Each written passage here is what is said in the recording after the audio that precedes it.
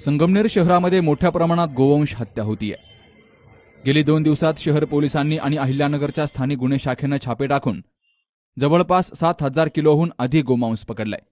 यातून संगमनेरचं नाव राज्यभर बदनाम होऊ लागलंय। हे सर्व कत्तलखाने संगमनेर नगर परिषद त्याचबरोबर शहर पोलिसांनी उद्ध्वस्त करावेत, अशी मागणी महाराष्ट्र शासनाचे मानद पशु कल्याण अधिकारी शिवशंकर राजेंद्र स्वामी यांनी केली आहे। संगमनेर नगर परिषद प्रशासन, तहसील त्याचबरोबर संगमनेर शहर पोलीस ठाण्याचे निरीक्षक समीर बारवकर यांना त्यांनी निवेदन दिलंय। गोवंश हत्या प्रकरणात त्याच गाड्या तेच आरोपी असताना प्रशासन कारवाई का करत नाही, असा सवालही त्यांनी विचारलाय। संगमनेर शहरातील अनधिकृत 6 कत्तलखाने त्याचबरोबर 2 चामड्यांचे गोडाऊन उद्ध्वस्त करण्याची मागणीही शिवशंकर राजेंद्र स्वामी यांनी केली आहे। संगमनेर शहरामध्ये गेल्या 3 वर्षापूर्वी आपण प्रशासनाने कत्तलखाने उद्ध्वस्त केले होते। दररोज हजारोंच्या संख्येमध्ये या ठिकाणी गोवंशाची कत्तल चालते।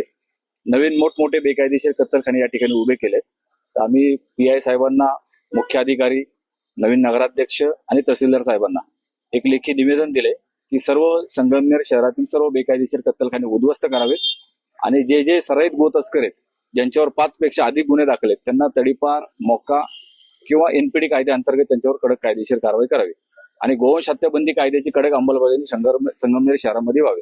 कारण महाराष्ट्रामध्ये गाईला राज्यमातेचा दर्जा दिलाय। एकही गोवंश या महाराष्ट्रामध्ये कत्तलखान्यामध्ये कत्तल होऊ शकत नाही आणि तरी सुद्धा या ठिकाणी मोठ्या प्रमाणामध्ये कत्तल करून त्याचं मांस पुणे, मुंबई आणि परराज्यामध्ये देखील पाठवलं जाते। ते पूर्णपणे गोहत्या थांबावी आणि संगमनेर शहराचं नाव जे आहे, जे बदनाम झाले गोहत्येमुळे, ते पूर्णपणे चांगलं व्हावं अशी आम्ही सर्वांना विनंती केली।